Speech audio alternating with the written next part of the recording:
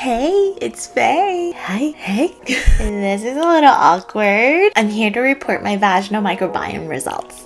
And of course, give you all the unhinged updates and stories that you guys kind of really enjoyed last yapping session. Firstly, this video is sponsored by Evie. And if you're anything like me, where you put feminine health to the side because of anxiety, or you just don't have time, or anxiety, I need you to hear me when I say Evie has been one of the best things I've done for myself this year. And I genuinely cannot recommend this enough to all my friends, family, you guys. So if you're not in the loop, Evie is an at-home vaginal microbiome health testing platform that connects women to clinician-reviewed, prescription-based care tailored to your specific results. All it takes is one swab, girl. Swab yourself at home. It literally took me about 5 minutes from start to finish. From the questionnaire you fill out to swabbing yourself downstairs and then packaging everything up. I dropped it off at USPS without having to talk to anyone, without having to be awkward, an introvert's dream. So Evie's vaginal health test checks about 700 plus bacteria and fungi. So whether you're dealing with recurring BV or yeast symptoms, unexplained vaginal discomfort, which I thought I had and I was like, I don't know, I'm kind of nervous, UTIs or fertility concerns, or just changes from premenopause to menopause, you can actually get to the bottom of what's going on. Of course, I was nervous, not gonna lie. I mean, it's your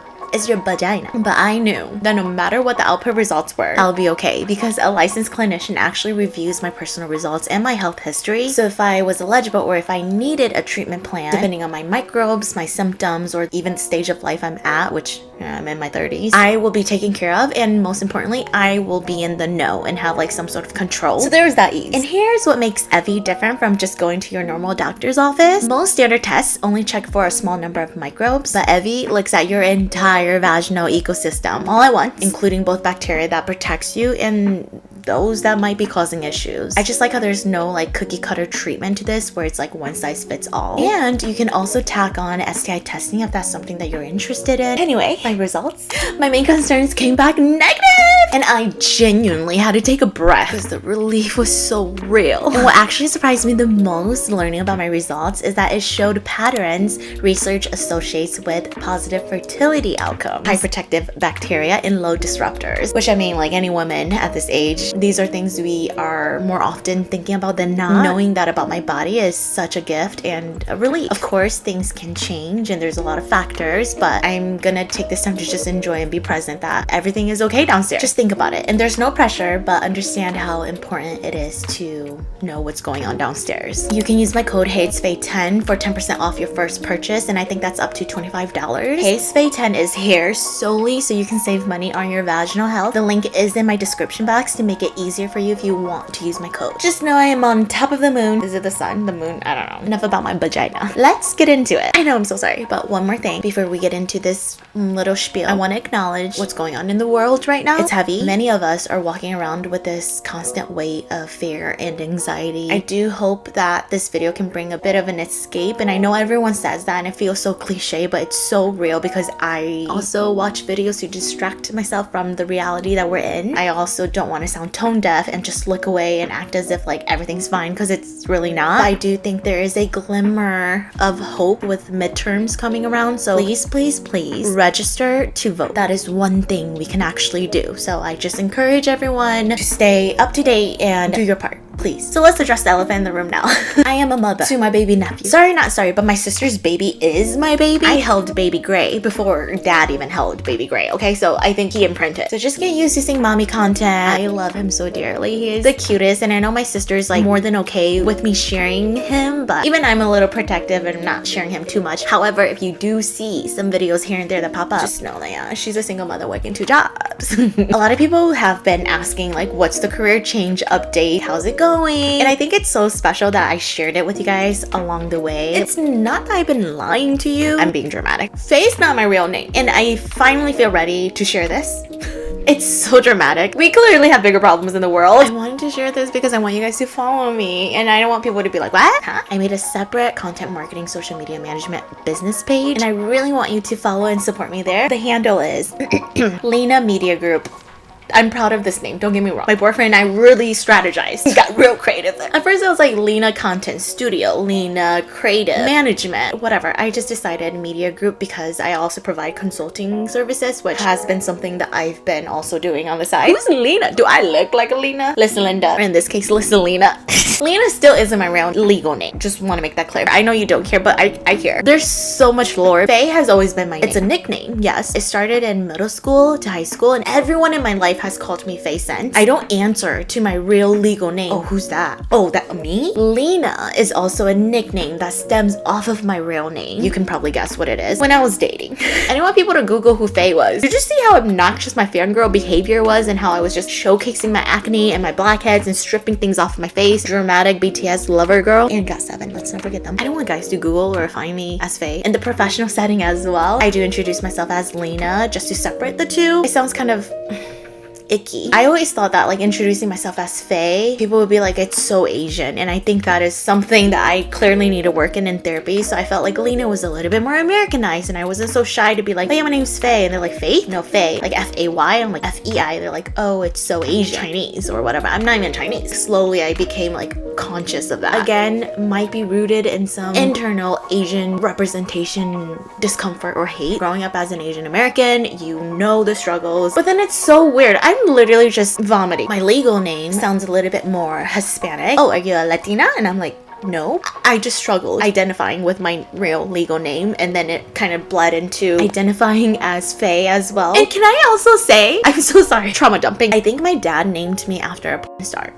And that is just a suspicion compared to my siblings, compared to the time that my family was brought to America. How did my dad know a person with this name? I'm the only one in my family with an American name, but even the American name doesn't sound very American. I asked my mom. My mom said, she briefly just, I don't know if she was joking or she was being sarcastic with me. Oh, your dad probably was just watching one of his tapes and he heard the name and he liked it. And I was like, so you're telling me that I would potentially am named after a porn star? I shared that with my boyfriend. Make it make sense. He was like, should I go look it up? Boy, if you don't, yeah, actually try it because I don't know. Yeah, Faye has always been me. Also Lena. Follow Lena Media Group on Instagram if you are also an aspiring content marketer, social media manager. I would love more than anything to connect with like-minded people, inspire each other, teach and learn from each other. If you have experience in this field, I would love to learn from you. I've been connecting so much to people on LinkedIn. Familiarizing and educating myself in this space has been so fun, but also being able to share my experience and like my knowledge behind the content creation has been reinvigorating. This really feels like a FaceTime call. Okay, completely off topic, just a brain dump. Help me with a friendship. That's not really a friendship. I don't know. Why am I struggling with this in my 30s? This friendship isn't like completely a solid friendship. It's more like an acquaintance. So how do you tell someone that you're not really interested in growing a friendship with them? I feel like this is easier if you were dating someone. You just be like, hey, I'm not that interested. How do you do that with someone who wants to become closer and you're just not feeling it because there has been odd moments, a pattern you see where you just don't know what their motives are and you're like a little bit like hesitant, feels like very forced on you. This person may be over pursuing too much and it's starting to feel like a lot of pressure. I know the mature thing to do is just to be like, hey, you're so great. And that's the thing. It's like this person isn't bad. It's not that I don't like them. Again, the mature thing is to have a conversation. You know, you're such a great person. I just don't really have time right now. And to be honest, like maybe I have done that. I don't know. You don't know. We don't know. But then also you feel bad because this person has done nothing wrong. But then again, we're not close enough for me to say that because it might come off entitled. Who am I to say like not interested? I know it's all about delivery, but I don't want this person to be like, bro, I wasn't really interested either. I'm aware I'm overanalyzing, overthinking this. It doesn't have to be that complicated. I get it. But then like, you're my girlfriend. I'm just asking for help, okay? Just let me dump. Okay, now what happened on the flip side? What happened to introductions? I went to an event a while ago. Is it just the content creator culture now? I don't know. Am I just old? Perhaps. But when you come up to someone, you know, you introduce yourself. I'm this and that. Who are you? Handshake, hug this. Okay, not all that. I've been met with people who literally come in with the phone shoved in my face. Here's the QR code. Let's follow each other. And I'm like, oh, okay.